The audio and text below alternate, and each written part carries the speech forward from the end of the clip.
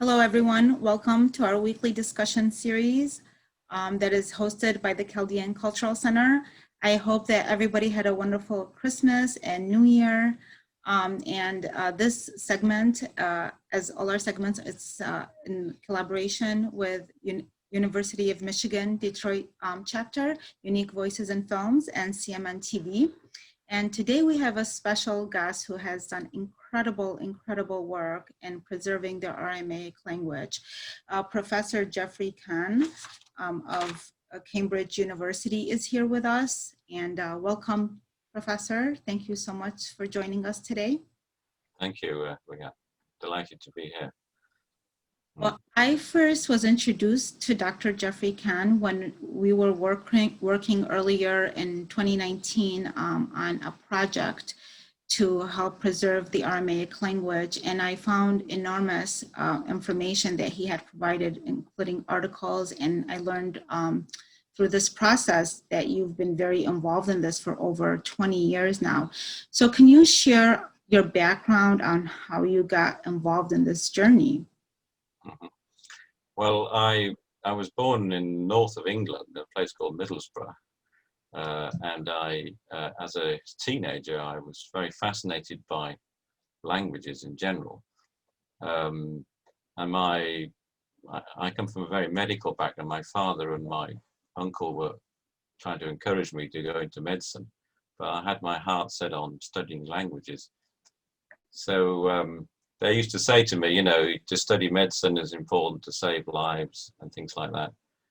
But I followed my heart in the end at 18, and I went to study Semitic languages at the University of London. That means languages like Arabic, Hebrew, Aramaic, Akkadian. There's a sort of family of Semitic.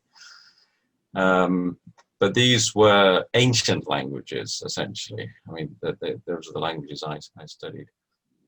So I did a Ph.D. in the University of London on some ancient Semitic languages, on the sort of linguistic structure of ancient Semitic languages.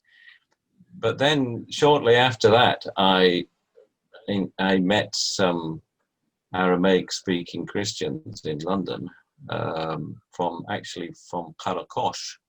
They were from a village, well, you all know Karakosh, of course, Baghdad, as they call it. These were the community from Baghdad in London.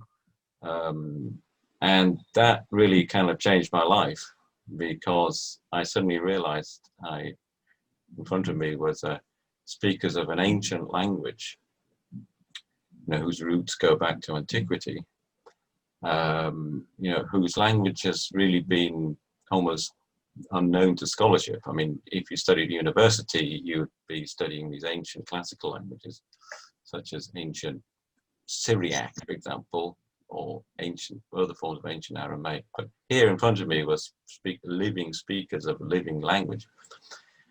And then, you know, I started to investigate these languages, and I saw how, first of all, of course, I learned all about the tragic history of the speakers of Aramaic. Since essentially the First World War, over 100 years of upheavals.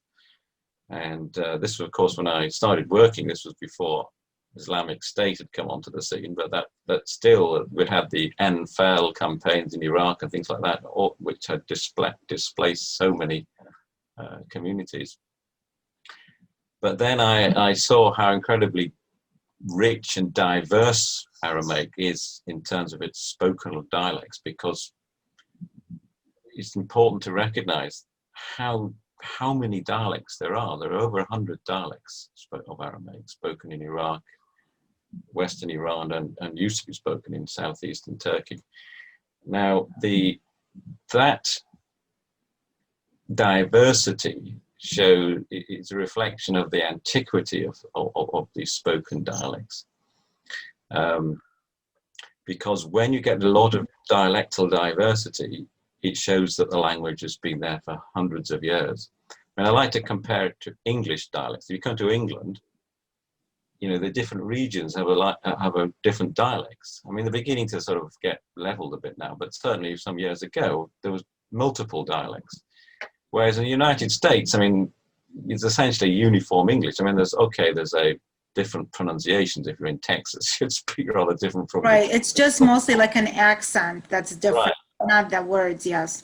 But you see, in Iraq, for example, there's a vast amount of dialectal diversity, and that is a reflection of antiquity, of the antique, very deep roots. So I've also discovered quite rapidly was that in fact these dialects were not direct descendants of the classical languages I'd studied. Like we talk about Syriacs, ancient Syriac or classical Syriac, the written form of language. Now, the dialects that the Christians in Karakosh, for example, were speaking, or still speak to this day, are in fact, it's not direct descendant of Syriac. In fact, none of the spoken dialects of the Chaldeans or other Aramaic-speaking peoples in Iraq are direct descendants of Syriac, the literary language. They all have a history of their own. And this history is very, very ancient, and it goes back all the way to antiquity.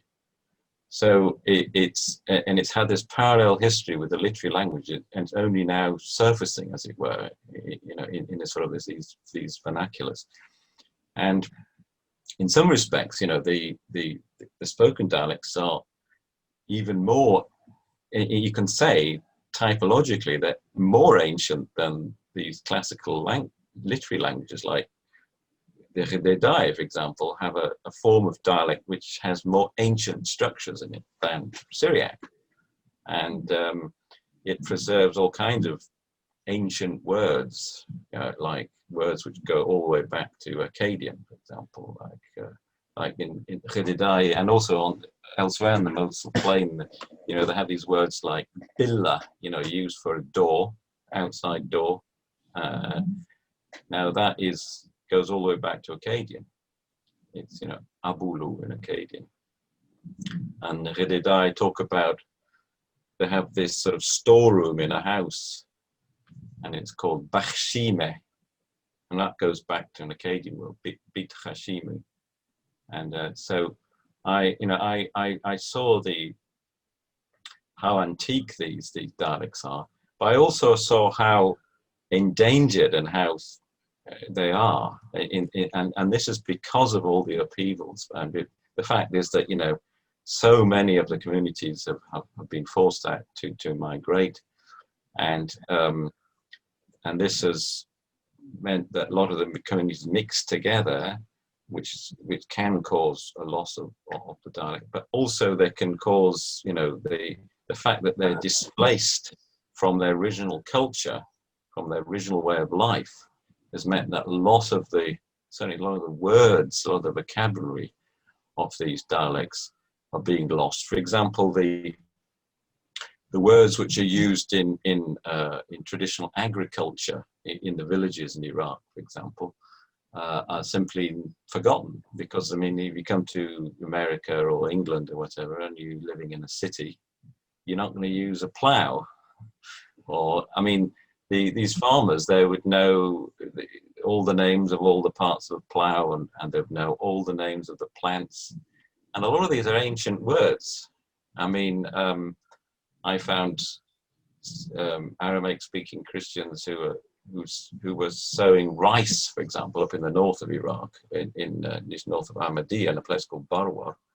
I also met in London, and they have a whole lot of words from Akkadian relating to the cultivation of rice. And so I discovered that these dialects, incredibly, some of them are very endangered. In fact, some of them have gone extinct. But most of them have got surviving speakers, but these speakers are very old now. These are usually speakers who are now still remember the ancient way of life. And it's also very important to note that in addition to the language with all its words, its full, rich vocabulary, there's also very, very ancient oral tradition of storytelling and ancient culture, oral culture, and that is being lost as well with the language. And this oral tradition is incredibly old, and it was incredibly rich. So what I decided to do, I decided a long time ago, now about 25 years ago, I would start to try to document as many of these dialects as I could, to preserve them.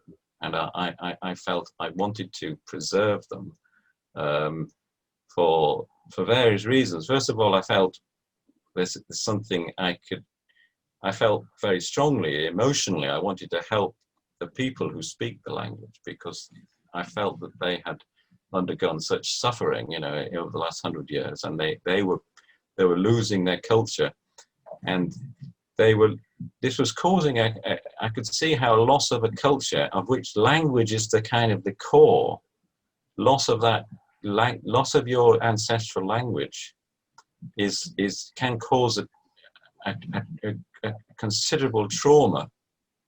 I mean, nowadays, you know, humanitarian organizations tend to concentrate on loss of material property, you know, loss of homes and destruction, which is quite understandable. But I've learned over the years that a loss of a culture, a loss of a language can cause a great trauma as well. So it's been my mission to really act as a sort of a way to try to heal some of this trauma by preserving the many dialects.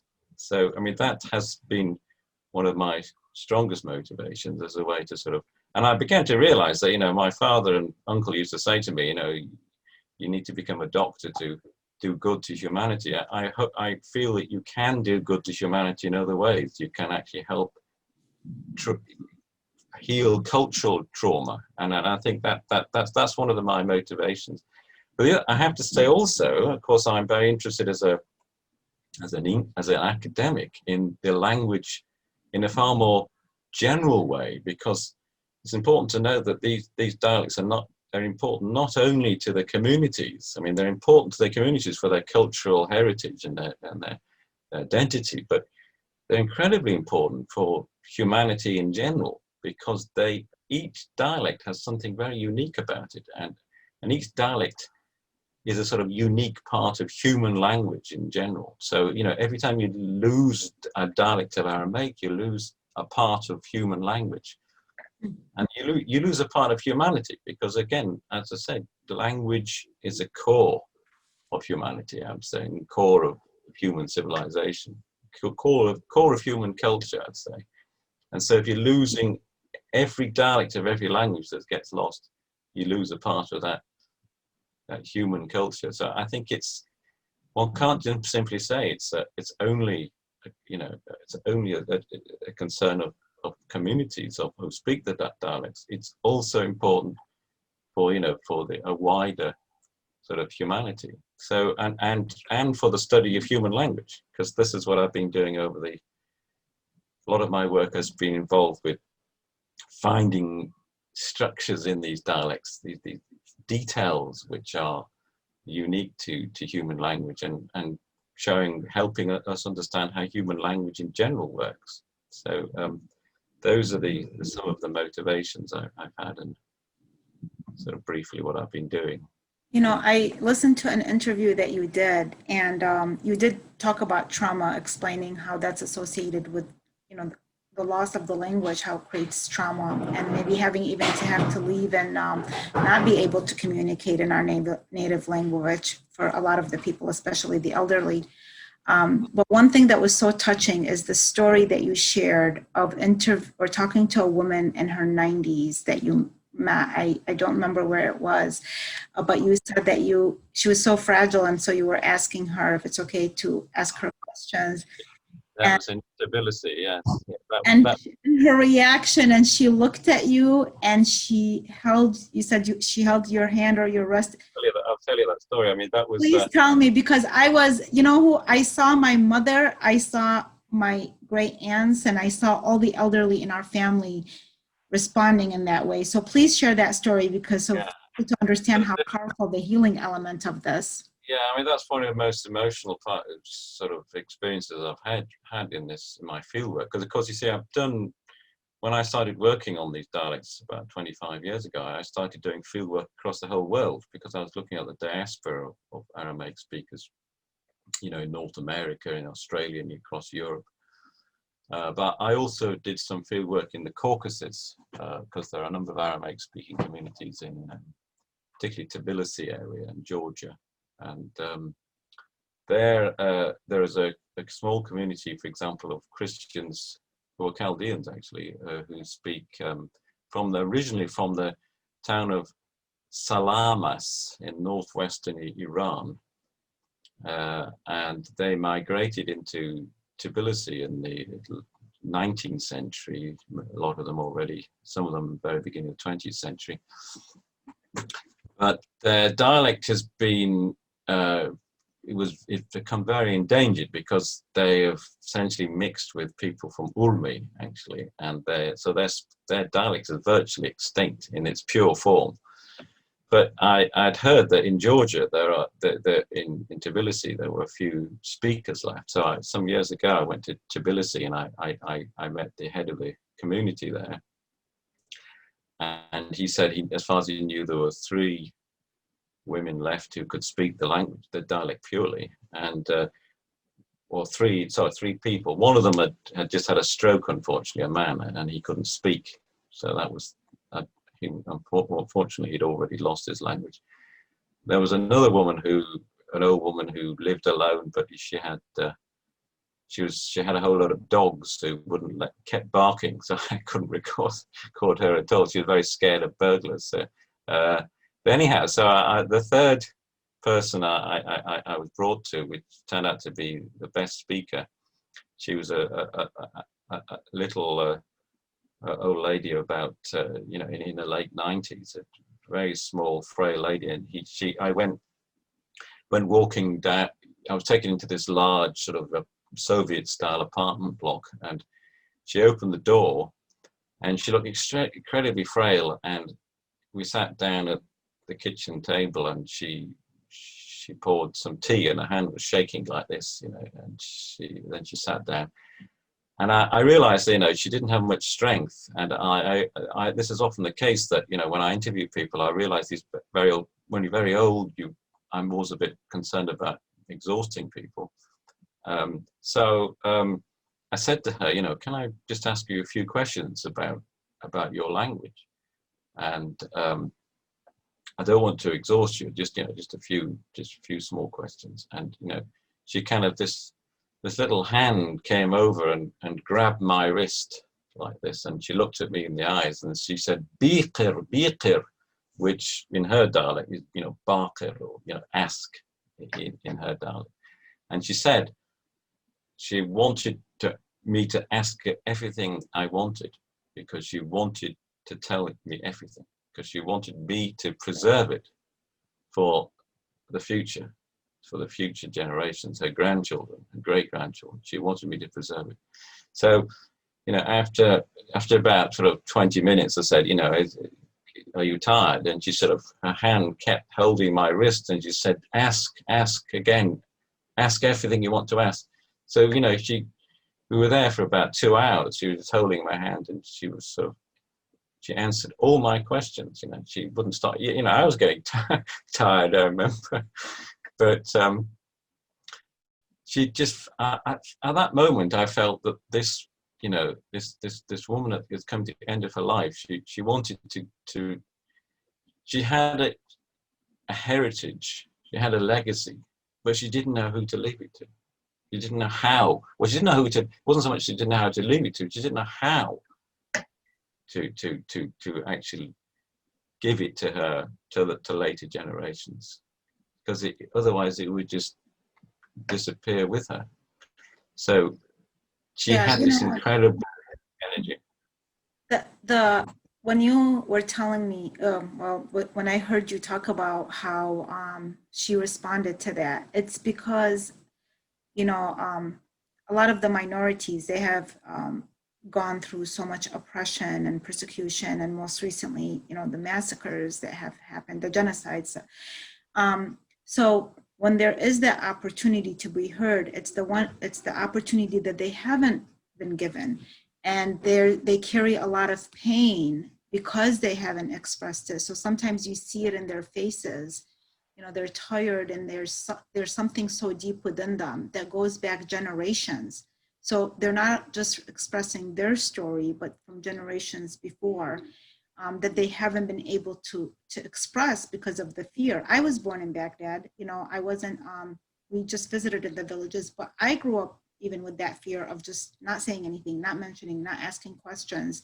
And you're not really sure what you're afraid of, but there's like this cloud of fear all over. And then, and in my generation, this was when Saddam was coming into power. It was a different thing, but then they explained, went through their own like traumas from before that and before that and before that. And so they went through such a struggle and journey to get to the United States. And so this generation for us, it's just learning how to begin to feel a little bit safe and be able to express our stories. And I know you mentioned even like when you talk to children, you see how the effect that has had on them. And it's true, like everything that you said, you really understand the depth of all of it. And I do wonder, you know, you mentioned you and a lot of people in the academia, they did notice that this was a language that wasn't really highlighted or looked into. I'm wondering, is there a reason for that, do you think? Like, how did that happen? Is it because of the turmoil that is in the Middle East that kind of, you know, had a lot of the academia, they didn't really pay attention to the importance of this language? Yeah, it's mainly because typically, it's certainly in universities, there's more attention to classical written languages rather than spoken languages. I mean, that's the main point. I mean, so if you study so-called Semitic languages, I mean, typically students, you know, would learn the classical languages, or classical Arabic and classical Syriac, you know, the sort of the Bar Hebraeus and the Pshita and things like that, or classical Hebrew. But, you know, the spoken language, the vernacular, you know, these dialects which are not written down typically, I mean, you know, most of these Aramaic spoken dialects are not written down. I mean, that's not really a subject that is typically taught in universities. It's not, I think it's mainly a sort of a bias towards classical languages. That's the main thing. It's nothing specific about Aramaic. But I mean, the important point about the Aramaic dialects that I was saying earlier is that they have their own history. It's not, you know, it's not that they are somehow a descendant or some kind of corrupted form of classical Syriac. I mean, that is absolutely not true. I mean, they have their own history, sort of, and their history goes back to antiquity. So they're ancient languages, and I always say to people they're ancient languages, but they are only coming into, only sort of surfacing in modern times. Yeah, I mean, it is a sad fact that in universities there's not so much attention or emphasis being put on these, well, specifically spoken Aramaic. I mean, in fact, there is no, I mean, I've encouraged a lot of my students to particularly doctoral students, to do PhDs on these Aramaic dialects, because I myself can't do this, you know, all by myself. I mean, I need students to help me. I've also recently been carrying out training native speakers of dialects to get involved with the documentation. And I was in Iraq a couple of times over the last few years, holding workshops among Aramaic speakers, one in Ankara, one in Duhok, for example, in 2019, where I was training young people. I mean, young people from, you know, Chaldean and also, you know, the different Syrian and Chaldean. But for example, in Ankara, I had a lot of people from the Mosul Plain, from Khedidaye, from Baratleh. I had one person. I mean, so I was training them to how to go about things like transcription, how to record, how to transcribe, and in general, the importance of being aware of the antiquity of their language. Yeah, I mean, your work, and there are some that kind of like you, once they discovered, came across this, that there is still Aramaic speaking people, including just, I mean, like, just to give you an example, I was at the Holocaust Memorial Center visiting with the archivist to see how they preserve some of their work and what they do for digital storytelling. And even though Michigan has like the largest community of Chaldeans in the world, she was not aware of the communities here still speaking Aramaic. Just to give you an example, and she was so excited and supportive of that, but it made me also realize that how few people are aware of that, even the ones that live locally. Yeah, no, it's I would say, you know, it's the oral culture is, you know, is an important component in the whole process of preserving the language. When I say preserving, I'm talking about preserving knowledge of it. Now, you know, that's a difference from sort of reviving a language as a spoken language. I mean, I think, you know, I've not really been involved in what's known as revitalization. I mean, it's because you need some kind of public policy for that, you know, for revitalization. You need to have schools and teaching the language. Now, of course, I'm not, that's a sort of government-led public policy type of a task, but I've decided the best thing I can do is to preserve knowledge of these dialects, make records of them, make recordings, make of them, and write grammars of the languages. You know, while they're still spoken, well, there are good speakers still left.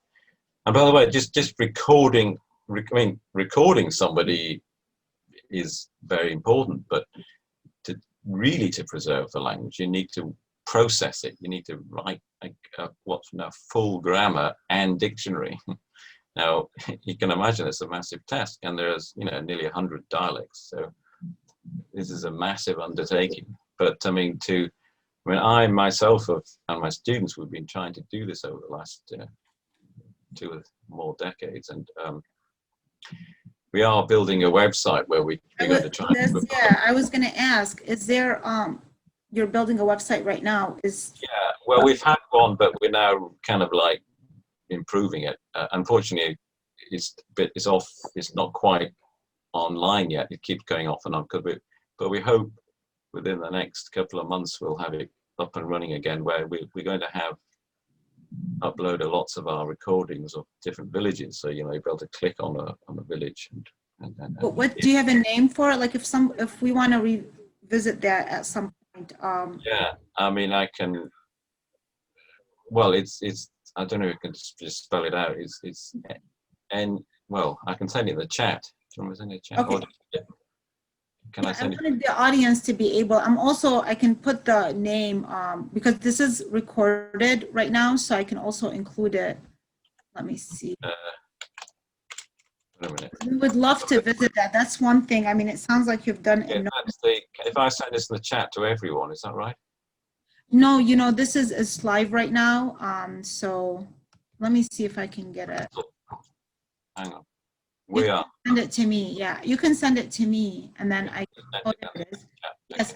Okay, I see. It's kind of a longer name.